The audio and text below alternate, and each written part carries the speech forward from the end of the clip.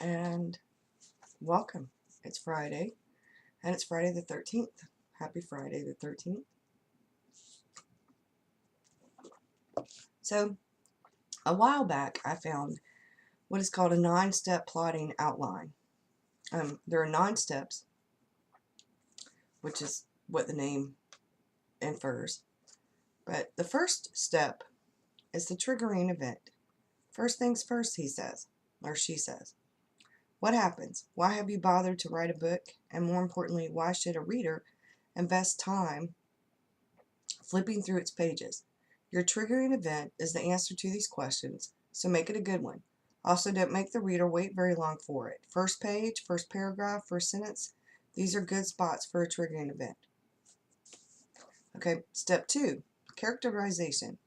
Generally, books succeed or fail on the strength of their characters more so than on the strength of their plots. The second step is where you explore what makes your protagonist tick. No, this isn't an excuse for drawn-out exposition, history, or backstory. If your triggering event is captivating, the reader will discover enough about the protagonist in step 2 simply by reading how he or she reacts to the event. Now, I'd have to Google again to find where I found the 9-step plotting outline because I printed it out, and unfortunately it doesn't have a website attached to the bottom of it. Normally it prints the website. So, step 3, first major turning point. By now, your plot is picking up steam, and because of step 2, the reader is invested in the ride. Time to throw a curveball. This turning point can be either a positive event for your protagonist or a negative one, but it should lay the groundwork for the negative turning point in the 6th step. There is a reason the steps are back to back. They're interrelated. For example, step 3 may introduce the motivation of the antagonist, which then justifies the event in the 6th step. So step 4, exposition. You've earned some time to fill the reader in on important information. Since this step is related to the first step, here's where you should shed some light on the triggering event. This also is related to step 7. He has them in boxes, and he or she has the boxes connected. That's why they're like interrelated. You get to foreshadow your protagonist's darkest hour. Step 4 often reveals a relationship, character flaw, or a personal history that contributes to the dark times ahead. So, step 5, connect the dots. Here's where many plots fall apart.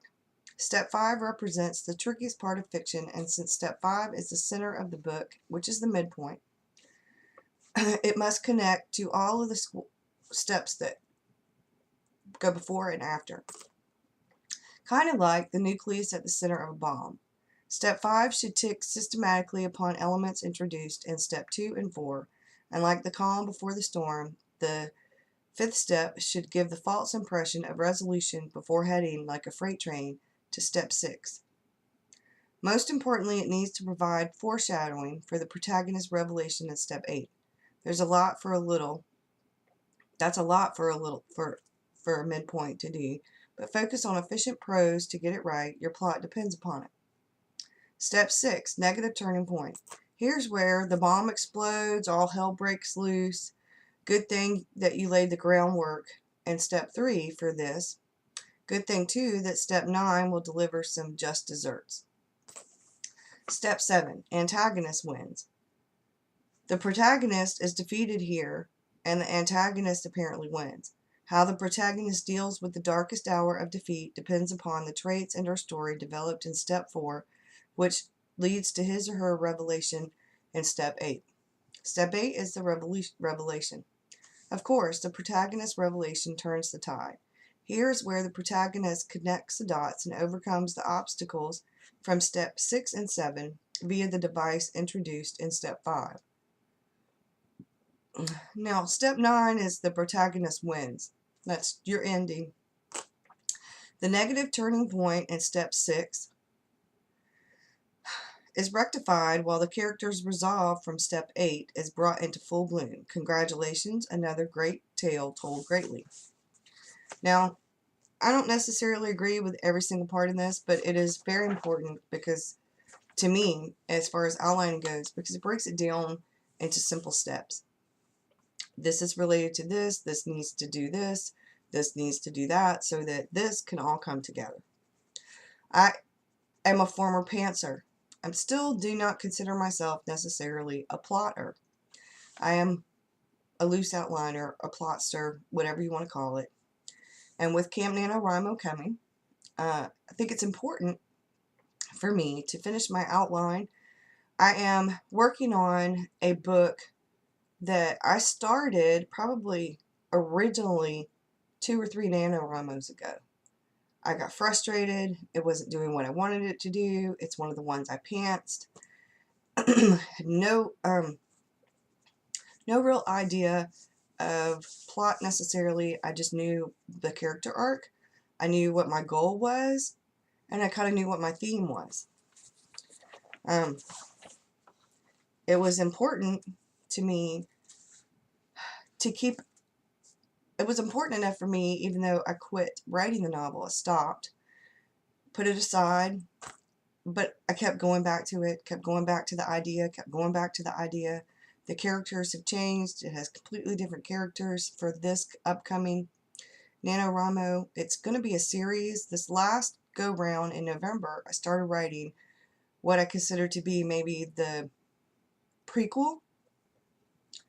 But like before, even though I outlined this one, I think it just, my ideas were all there. There were all these new shiny ideas, and then the old ideas combining.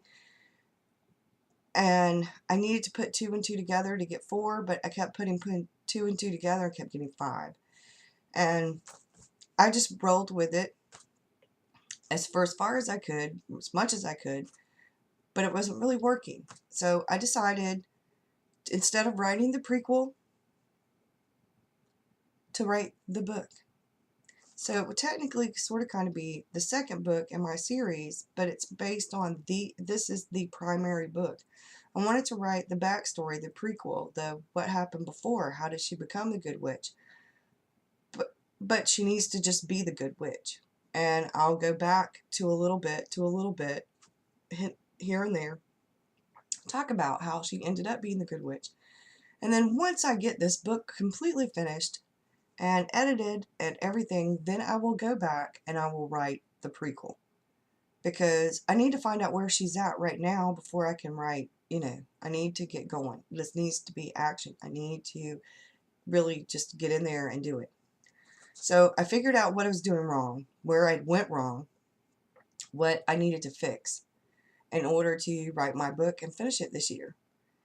And it's important, I think, to not only figure out what you need to do, but what you've done wrong in order to finish and to have some follow through with a novel.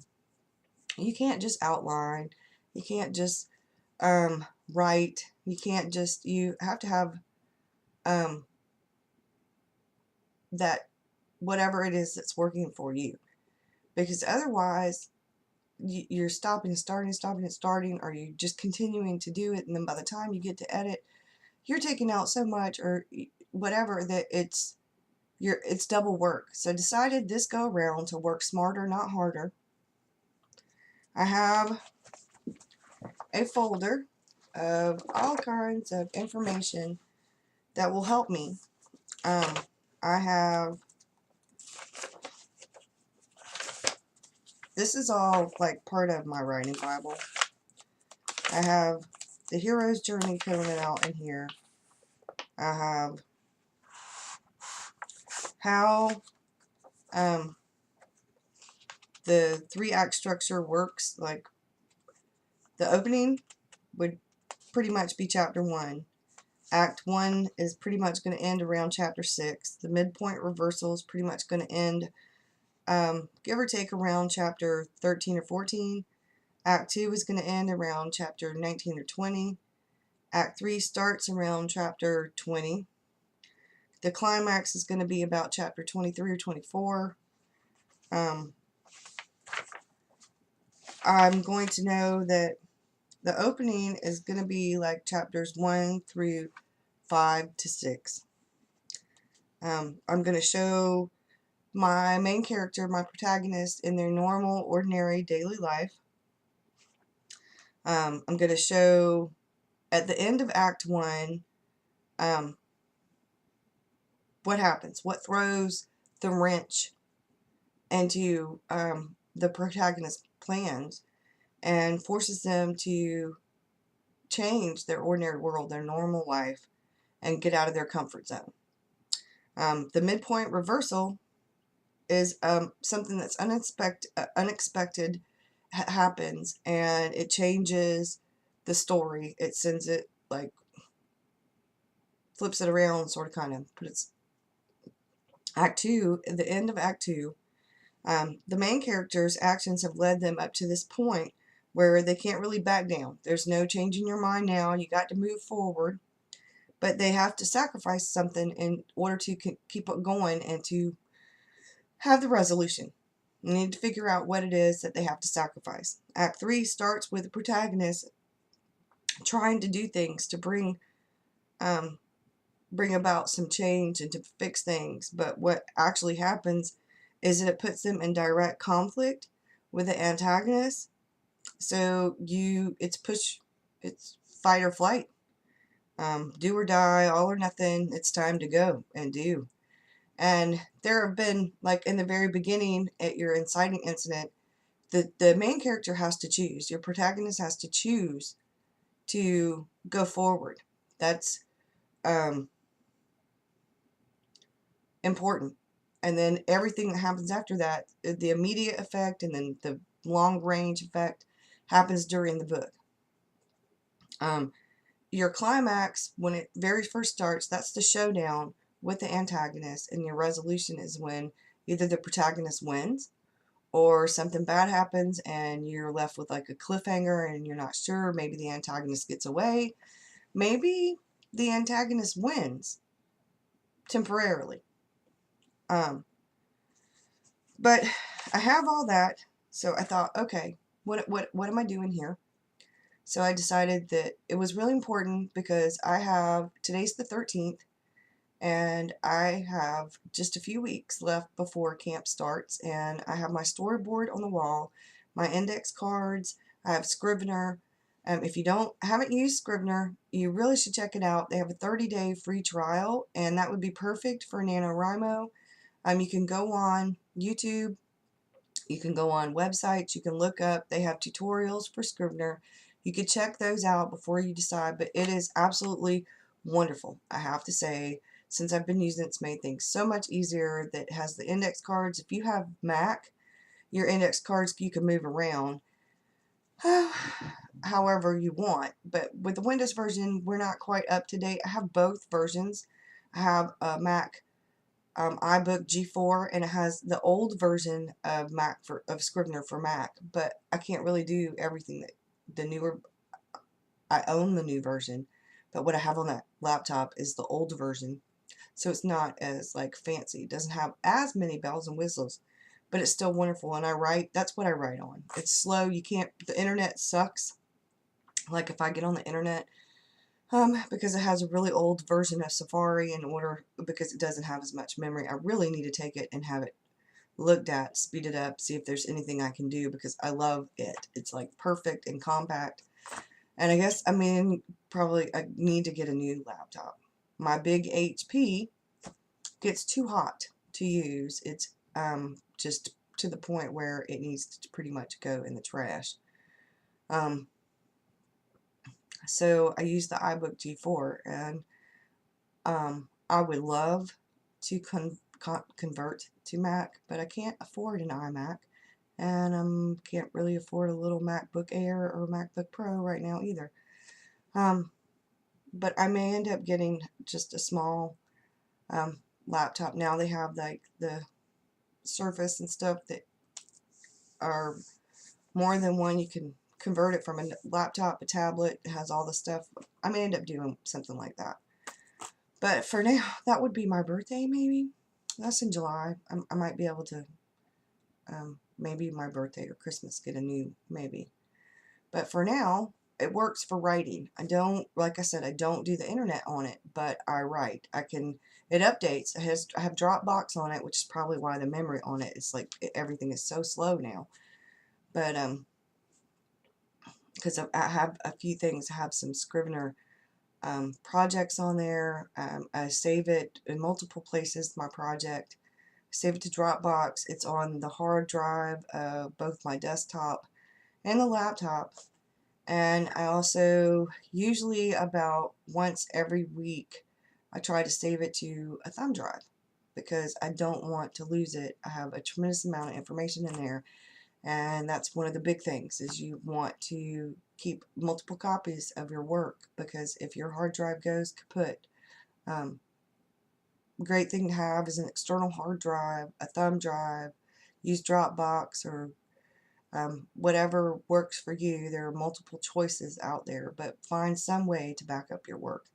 So for the next time, preparations for Camp NaNoWriMo coming in April. I will continue. I think the next video I'll do will be on characters and what has helped me figure out character arcs and things like that. I hope you have a good one.